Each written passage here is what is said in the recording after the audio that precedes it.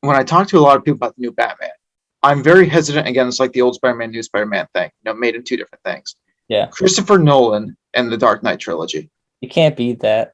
I You don't can't beat it, but this became a pretty dang close race with that one. Yeah, this And one it's was. not, and it's not because it's new. It's because DC, and this is what I appreciate about DC that Marvel doesn't do, except for like they kind of did in Doctor Strange, the new one, and then kind of like got away from it. I still gotta watch that one. The DC, when DC's good, DC is a darker franchise, Hmm. and I like the darkness of like what Dark Knight, the Dark Knight series was, that edginess, that darkness, that kind Yeah. of vile side, because the villains there are so much eviler and so much like actually malicious. And I thought this did a really good job of showing that. Unlike the Uh, Ben Affleck one, because listen, even if you were to put Ben Affleck in, and I'm not saying that actors don't matter. Obviously, actors do matter.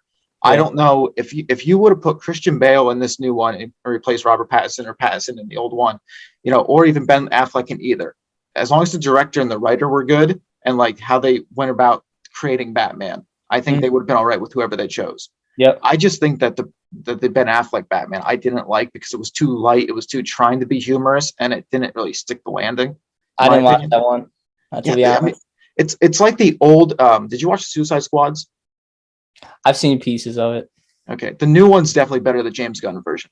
Hmm. But James Gunn was a good director hire and a good for the new one because of the Guardians of the Galaxy, which I'm not actually a fan of Guardians of the Galaxy because I don't think they go too dark, but that's a Marvel thing.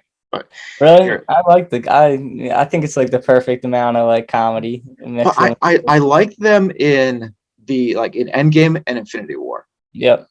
I just don't like those characters on a standalone. That's just more of a personal thing than it is anything else. Yeah. Obviously, they're making money. Obviously they're making money, and obviously the crowd loves them.